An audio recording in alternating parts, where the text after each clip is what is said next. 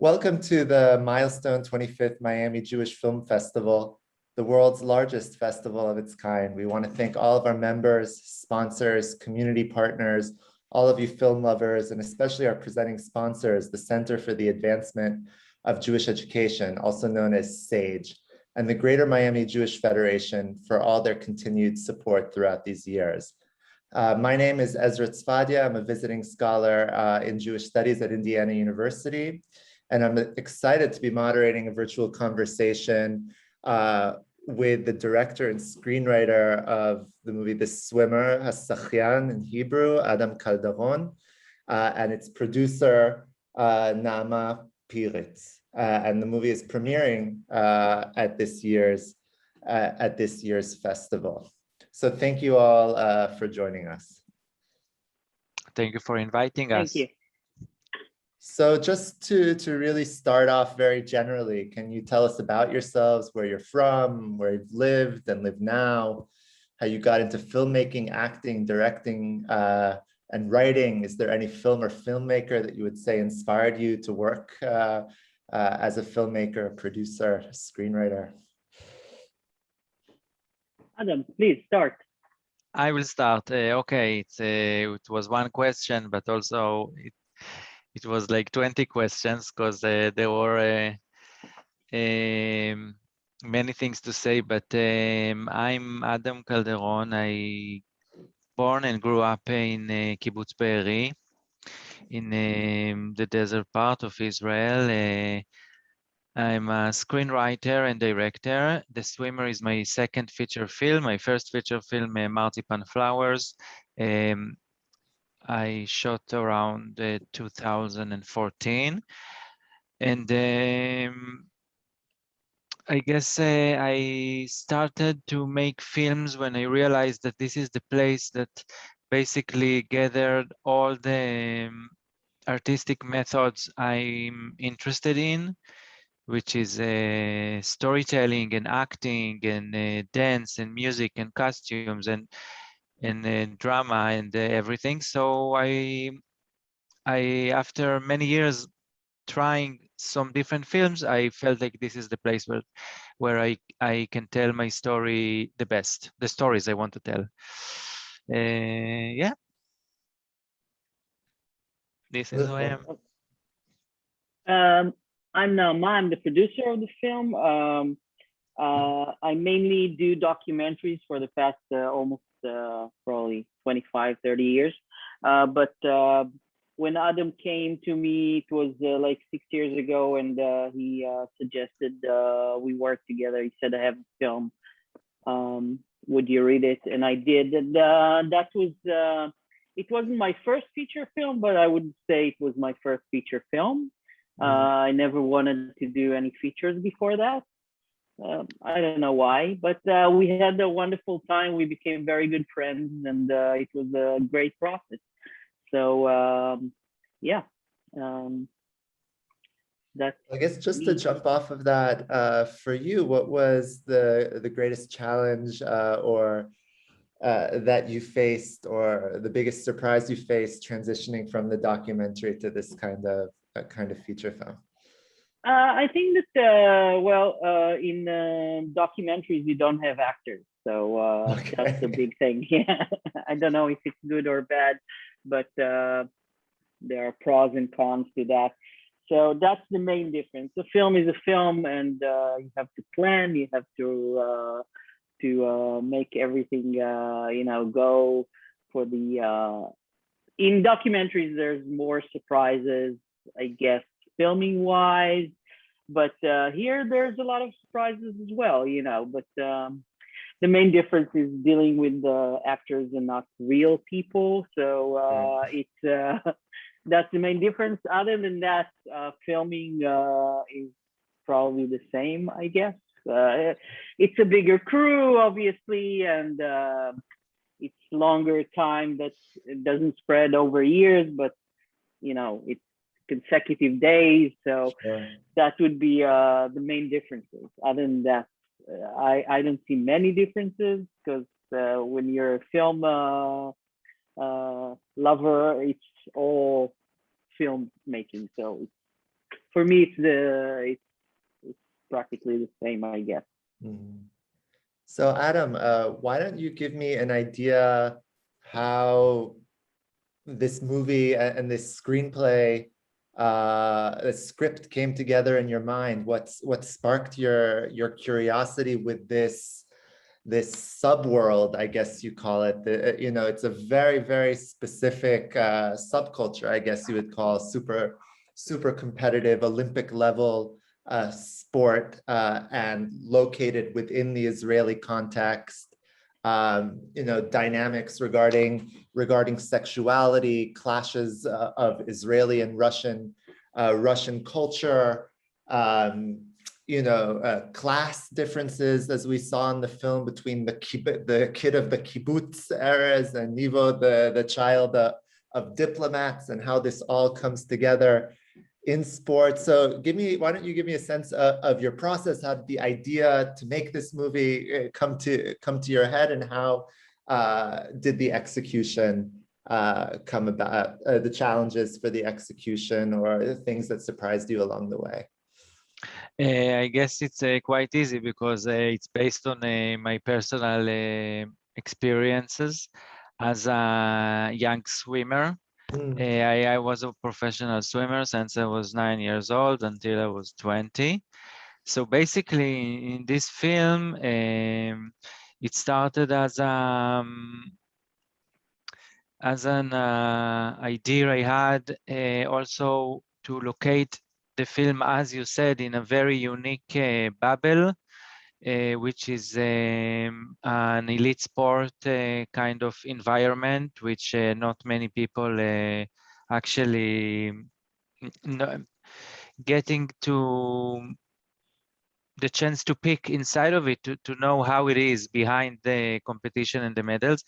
And so it was generally based on my personal experience, but it was a very long process. I mean, I'm talking almost about 20 years ago, that with the time and writing the script, I realized that it's also a good kind of healing process to turn the trauma into,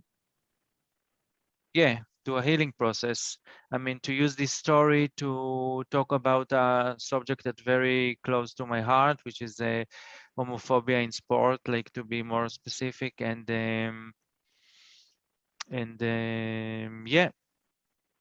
so also it worked well for me to look. I mean, it's a sport. It's combining two different style of films, which I like. Of course, it's queer films and sport films, and I wanted to combine them both. And I think it was very strong for me, also because of my background, which I come from costume design and set designs, and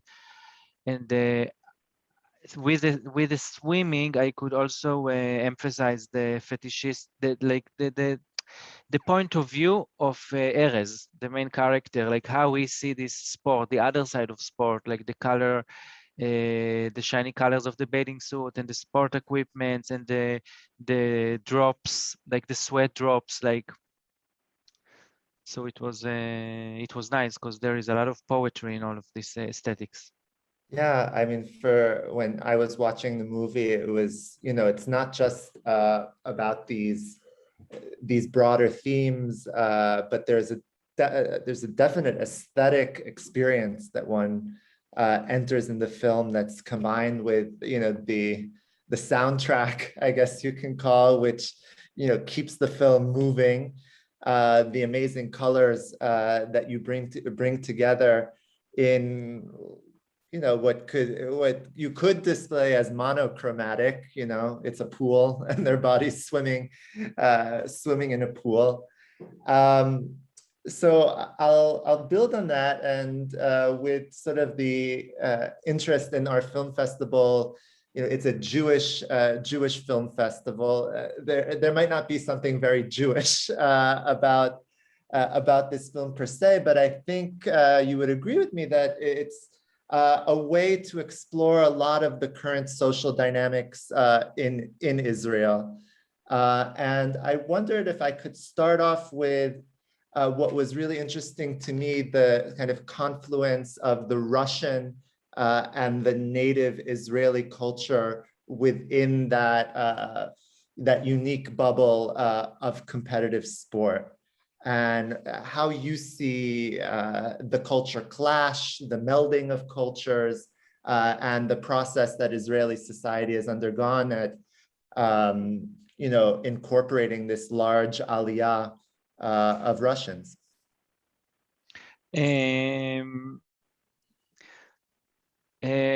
First of all,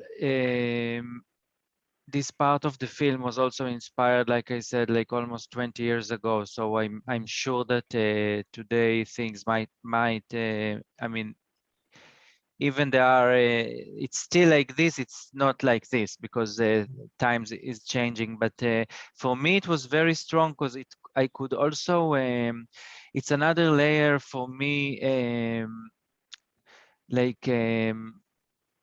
making sure that Dima's story, the coach, is also reflect with the story of Erez. Like Erez is feeling different by coming to this place, and like all of his emotions and the way he sees life. But Dima, with the fact that he left and that he's an immigrant in Israel, and he's also suffering from many parallel challenges that Erez suffers. For me, it was very interesting to show this reflection, like how it can apply in many different conflicts, and not necessarily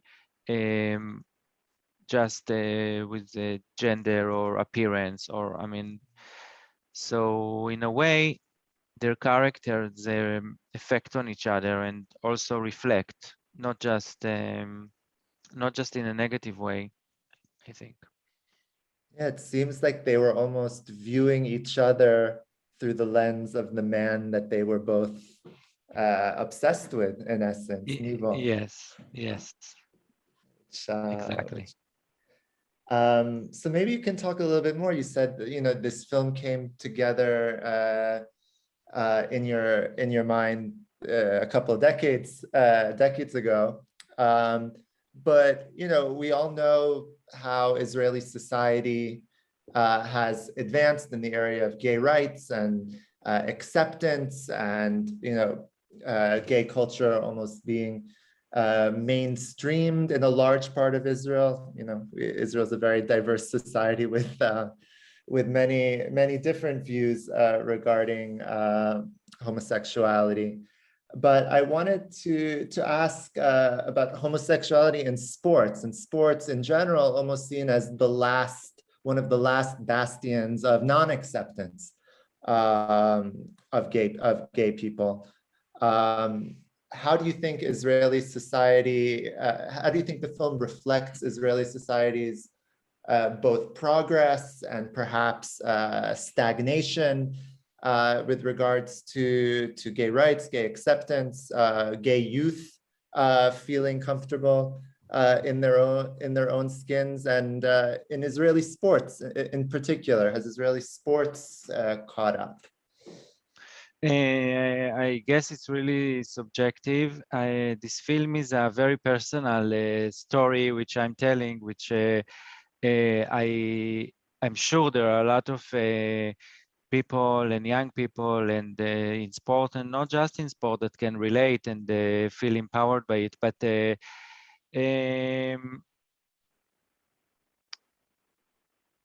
for me, I cannot talk about Israel as a whole, because as you said, it's very layered. But there is still many things that needs to be done. Even if there are places worse than Israel, there are also places that it's more balanced than Israel. So it's a long process, and this film, I hope, is part of actually the brick we are taking down, not adding to the wall, from the wall, and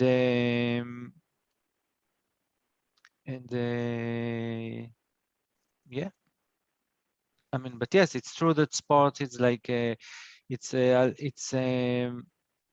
guess from the nature of it and like what it symbolizes. I mean, it's a slower process, but we see also many good examples of openly gay.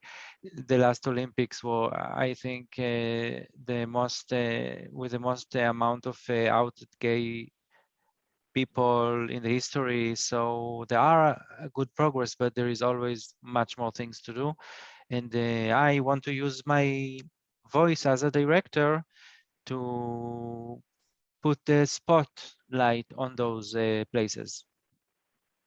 So Naama, do you have anything to complement what Adam is saying, and perhaps maybe give me a bit more insight into the challenges and joys and struggles perhaps in bringing Adam's vision to reality in a sense?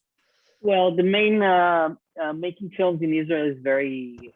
I wouldn't say I don't want to sound complaining, but we don't have a lot of money making films, so we get our money from the government, obviously, from film funds, and we're lucky, and that's because that's a good thing. On the other hand, they give very little money, and we had very little money, and when we got it, there was a stage that we said, okay, we can wait and try and bring in more money from other sources, which is very hard, especially when you come in with such little money. And we waited for a couple of years trying to raise more money, and we weren't that lucky with that. So we said, okay, either we give back the money or we go ahead and do it with the money we have. Adam grew up in a kibbutz, so we went to the kibbutz and we said, can we turn this place into like a studio? We're gonna use every place in the kibbutz. We turned the kibbutz into our studio, and we used the swimming pool. We used the eating hall. We used the old people's place that used to be an old people's place in the kibbutz for the where they slept. So we used every single place that we wanted to use and they welcomed us. And without the kibbutz, we couldn't have done that because they hosted us. So the biggest challenge was to do it. We shot 12 days. That's a very short time for an 85-minute film. But everybody was really recruited into the mission. We had the best crew ever. They really, we slept over there because it was down south and it's not close to Tel Aviv. And we all came from Tel Aviv at the end of on Motzei Shabbat. And then we stayed the whole week at the kibbutz, and we went and we drove back to Tel Aviv on the Thursday night. So it was a team effort on the film team. And on the other hand, the kibbutz gave us everything. They fed us, they gave us a place to sleep. And it was like, it was a very good experience on that method. On the other hand, 12 days of shooting a very, it wasn't easy. We had so many locations. We had to move, so there were challenges, but because of the fact that we had such a good vibe, everybody were really into it. We managed to do it in 12 days, and we were really happy about it. The good thing about it was that we were into it, and everybody was really, really recruited to the mission. So it happened in 12 days. We didn't have to do any, additional filming, and I want to go back to the question you asked Adam about. You asked me at the beginning, what is the difference between documentary and feature film, because this was not the first, but let's say the second film that I did, but feature film. I would say that my attraction to it is always personal stories. Obviously, I'm telling stories in documentaries. You tell stories of people, and this film is about Adam. It's about a personal story. It's very, so when I read it, I said, oh, this is interesting. This is a personal story that should be told, you know. And yeah, the situation in Israel is not perfect. It might be one day. We're not there yet, but yeah, that was. I thought that there's something more than the entertaining side of the film to be told, and being a documentarist, it was a really angle that drew me into it. Mhm. I can add that from my point of view, because of the wide background of Naama, that include also feature films and documentary and art films and videos, I felt really comfortable to collaborate with her because it was important to me, like I said before, to really tell the story and to really put attention to all the details that can be basically in the garments, in the equipment, like to tell the story in to allow myself to tell the story how I really want to tell it, which was very rare, and I think it was thanks to this to the background of Naama that made it really easy. Easy. I mean, it wasn't easy, but we as Naama said, we are very pleased with the film. It's to make a film, it's always hard. I can only talk about the Israeli experience, and it's like a little miracle. And yeah, so it's great. So one of the other things that I thought is something that repeated itself throughout the film, that when you swim, you are alone. As a swimmer, you are alone. And that tension between that intense individual focus and just the innate human desire to love, to be part of a community, to be part of something nurturing. How did you view that tension throughout the film? Would you say that tension is perhaps at the core of the movie, given how often it repeats itself, sort of that the duty to care and the duty to win on behalf of the coaches and the staff that are creating this atmosphere? I will, to answer that, I will even go to something I remember from my a moment then when I was 8 years old, maybe 8.5, and I remembered that like today I remember that the moment I chose swimming, when I realized that I really need like a place that will combine sport. Like I was a feminine kid, and I've been bullied for that. And I remember that when I saw swimming, I thought, okay, it's something I can be really good at because it's very beautiful. Like back then, I didn't know that I chose it because it's very beautiful and graceful, and I was naturally good at this. I mean, I have like my family. My grandfather was like a swimming coach, and my mother was a sport teacher, so it was like runs in the blood.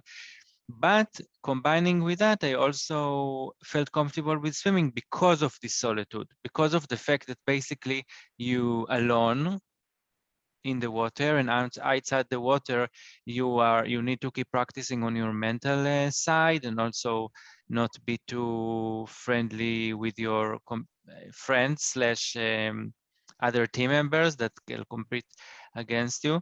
And it's like a monk, maybe. I mean, I don't know. I was never a monk, but I like in the films.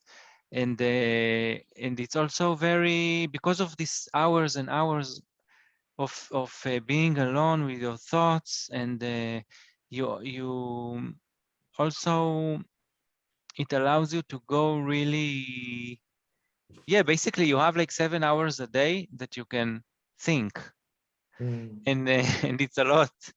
And when you have all of this time, you really, I guess, can reach to like really meaningful thoughts and understanding. So yeah, it's like the good side and the bad side of it, but it is very lonely. Yeah, someone who just finished writing his PhD dissertation, I know what 8, 9 hours a day to be Yeah, alone with your yeah. So thoughts. double Is, it in 10 years, and then it's last question before we come to a close. It struck me the status of the two women that we see in the film, Paloma, I believe her name was, and Mhm, the assistant coach. mhm. Remind me what her name was. Yael, Yael. Yael. Yeah. And I wanted to ask if you could reflect on the role and the place and the expectations of these women in very male-dominated environments and the pressures they have to maintain their dignity. Um, the pressures they might feel to be nurturing or nurturers, as we saw in Paloma's connection, a sort of secret connection with Erez. It would be nice to hear you reflect on the place of women in this kind of atmosphere and those struggles and joys that they face in performing their profession. The film we do in early stage in the script, we took the decision of telling the story 100% through the point of view of Erez. So basically, he's appearing in 100% of the scenes, and what he sees, the audience sees, and what he don't see or don't hear, we don't know. So it was very important to me to include these two female roles.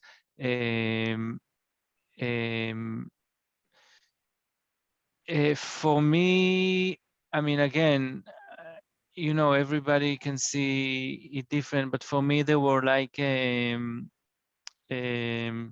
beacon in the sea, like a lighthouse, in the sea. For Erez, in the dark times, like Paloma, they represent like different sides of personality. Paloma is like a fairy, like in a Disney movie, that coming with their magic, wand and creating magic. And Yael is more is representing more the repressed side of I'm trying to think about it on the elite swimming, at least, if there are like female that in charge of like national teams as lead coaches. I'm not sure there are. I mean, we need to check it, but I mean, anyway, even if there is, there are not enough. And the fact that in the end, Yael is also kind of melting the ice and helping him with a small gesture exactly when he needs. I wanted to mark this bond between him and those both characters, that they are bonding also because of both of them feels repressed by yes. No, I thought it was an incredibly The powerful power. moment when Erez viewed Yael getting herself together and getting dressed and her hair arranged, and in the mirror thinking she's alone, practicing how she would introduce herself to what I assume is maybe the head of the Israeli Swimming Federation. Exactly. Yes, exactly. And then that tender moment when Erez goes behind her and helps her put together her hair. I'm really happy you felt that way, because it's also this scene in more places around during the film, it's those moments that it was really important to me to say like that beauty and in all the range of it can bring joy or peace or a window of moment to actually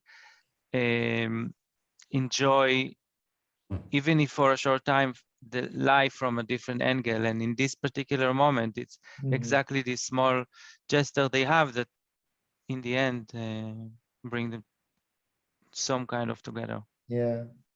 Well, I have to say my next, I like to play dance music before I go out dancing. So I think that last song where the guy's dancing in the pool will be my It's amazing. It's my amazing you say. game, the dance. It's amazing you say it, because this is it was really important how the audience will live the film, like what you will take home. I mean, and we wanted to, no spoilers, but to finish with a bang. Yeah. To Well, you can spoil. Everyone's seen the film. everyone. Yeah. Yes, so it was. It's great to hear that it's working like this, because that was the main idea behind it. Okay, so I won't have to play Dana International next time. Oh, I love that mix. What's the name of the song in the pool at the end? Actually, when you say it, it's also the place to say that it will be hard for you to find it. But we will release it hopefully soon. Oh, it was a single made for the film, almost. Yeah. It was a single made for the film by a band called the Penelopes. They are from Paris. They are amazing and talented, and we met them as a prize we won in Jerusalem Film Festival, a development award. And then we met them and they fell in love with the script, and they composed the whole music for the whole film, which is almost like another character. Yeah. The music, because it's the inner beat of Erez, and also the last song. So we are really lucky, because it's, ass-kicking. Naama, any last thoughts, and as we come to a close? No, I'm happy to be again in Miami Jewish Film Festival. I've been there a few times. I even have another film actually playing this year. A documentary, The Adventures of Sol Bello. Okay, that's a very different. Yeah, very different, very, very different.